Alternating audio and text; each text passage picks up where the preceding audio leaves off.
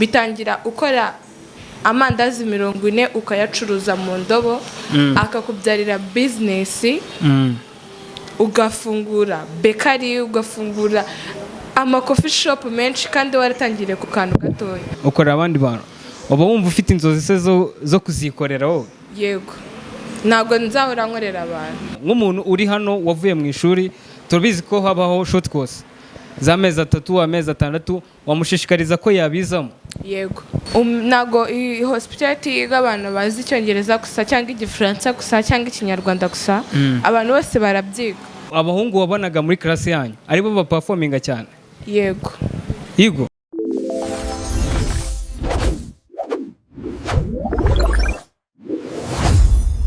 Hospitality everywhere. Mwiriwe neza abakunzi ba Hospitality TV uyu munsi turi ahantu bita i Remera. Hano bita i Remera ruguru ya gare muri shop yitwa House of Taste. Turi kumwe n'umuntu tuhasanze agiye kutwibwira ndabona rwose ameze neza ameze nk'umuntu ufite experience mu bintu bya hospitality reka dutangira twibwira. Okay, nitwa Teta. Nizo hospitality nkorera i Remera muri House of Taste. House of Taste.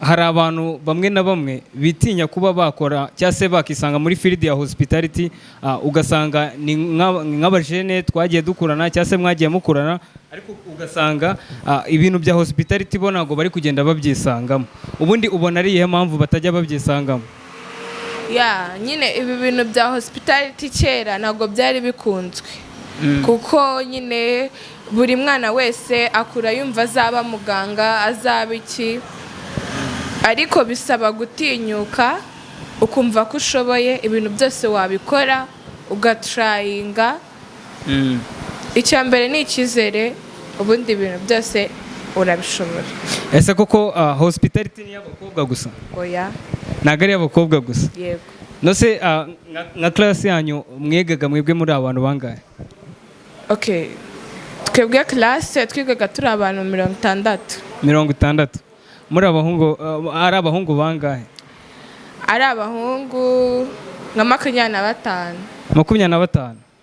ubwo abakobwa uri kumva ko ari bo benshi yego nose abahungu wabonaga muri class yanyu aribo ba performinga cyane yego kurenza abakobwa gusa n'abakobwa bara performinga cyane usibye ko nyine akenshi urubyiruko rudakunda ku nyine tuba twumva ari ibintu impamvu ntago bisaba imbaraga nk'amaso cyangwa iki ariko nyine iyo abahungu babikunze bakabyiga barabipafa ubundi cya mbere ni ugukunda ikintu ukora ibindi byose birikora nanjye hospitality ndayikunda cyane mba numva ari umwuga mwiza kandi unagezweho muri iki gihe ese koko abantu bakora ibintu bya hospitality ubundi byabasha kubatunga bikanabatungana na famiye yabo yego okay reka dufate nk'urugero wenda rw'umubarista barista ubundi yatunga famiye y'abantu 5 cyangwa se abantu 7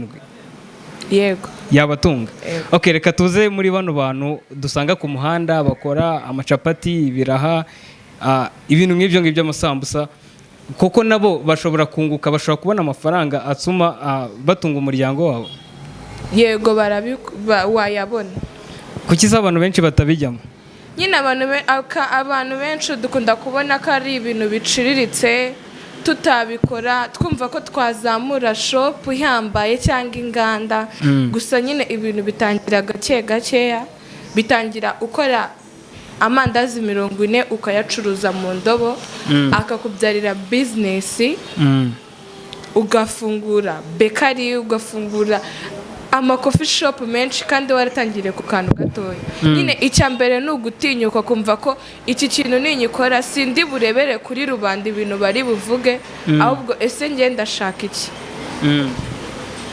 okay utubwiye yuko nyine utagomba kurebera kuri rubanda sibyo wowe se ujya kwiga hospitality abantu mwavanye muri Troncome barabyumvaga ati ibintu giyemo iki oya nge nakurikiye umwuga nshaka kandi nkunda ntabwo narebeye ngo kuko abandi bagiye kubyiga cyangwa se kuko ababyeyi banjye babishaka oya njyewe ubwanjye ni nyine ni njyewe wabihisemo kuko nari mbikunze numva ngomba kujya kubyiga ego. Okay. Ababyeyi ntago bakubujije kujya kubyiga se bavuga ati uwo mwuga ugiyemo ntago tuwuzi ntago cyangwa bari babisobanukiwe?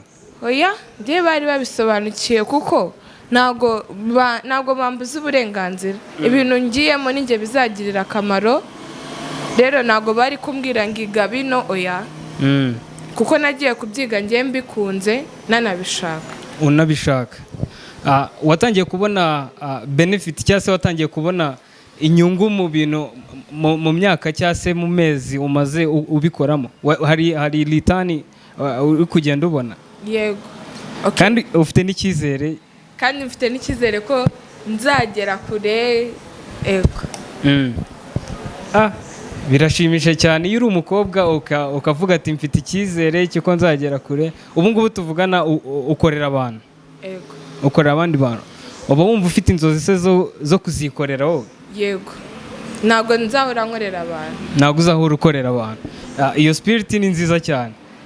None se uba wumva ari nk'igishoro kingana gute gishobora gutuma utangira business yawe nk'iyi ngiyi y'ibijyanye na hospitality?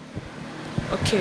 Ubundi nyine ntabwo igishoro aba ari kinini, ariko nk'ubu ngubu uguze coffee machine sibyo, ukagura imashini ikora imigati, ikora amakeke, ibyo iyo wabibonye ndabizi ko amafaranga y'igishoro ntabwo wayabura. Nyine ibyo nibyo bya mbere by'ingenzi. Nibyo bya mbere by'ingenzi. Ego, no kubona nyine ahantu ukorera uzabona abakiriya. Nyine ugomba gushinga business ugendeye ahantu hatuye nk'abantu benshi. Ego. Nose muri ibi bintu cyangwa se muri uru rugendo watangirwa hospitality cyangwa se gutanga serivisi zijyanye na hospitality, hari abantu ushobora kubishishikariza nabo kugira ngo babe babizamo? Nk'umuntu uri hano wavuye mu ishuri, turabizi ko habaho short course z'amezi 3, amezi 6, wamushishikariza ko yabizamo? Yego. Ibintu byiza, ni umwuga mwiza. Ntabwo nyine iyo ikintu gishaka ugikora vuba vuba. Nubwo tuvuga ngo hari short course y'amezi 6, weho ubishaka ubishyizeho umutima n'amezi 3 uba wabimenye. Ku buryo umuntu anamutse agoye cyangwa ukajya gushaka wenda nka experience, ibyo twita stage, ukava muri iyo stage ku buryo wakishingira business yawe uramutse ubonye igishoro. Rero nashishikariza urubyiruko bagenzi banjye, abakobwa, abahungu, kwiga bino bintu ni ibintu byiza, ni umwuga mwiza utuma abantu batera imbere vuba vuba. No gutera imbere nabwo vuba vuba bizamo ujyanyije n'izindi domaine. Nose tuvuge wenda nk'umuntu nk'umunyarwanda cyangwa se umujene, umuntu uzi ururimi rumwe, umuntu uvuga ikinyarwanda gusa, nawe ashobora kwisanga muri ino serivisi ya hospitality? Yego, kuko iyo ugezemo ikintu cyose ugezemo, ntago hospitality yiga abantu bazi icyongereza gusa cyangwa igifaransa gusa cyangwa ikinyarwanda gusa. Abantu bose barabyiga kuko ni ahantu wisanga, ni ahantu nyine bakoresha indimi zose. Ego. N'abanyarwanda kandi batangiye kubyumva? Yego. Okay. Ukoresha imbuga nkoranyambaga? Yego. Nose wazidusangiza? Okay. Nyine ntabwo ngiye ngikunda kuzikoresha, gusa kuba nzifite ndazifite, ariko ntabwo nkunda kuzikoresha.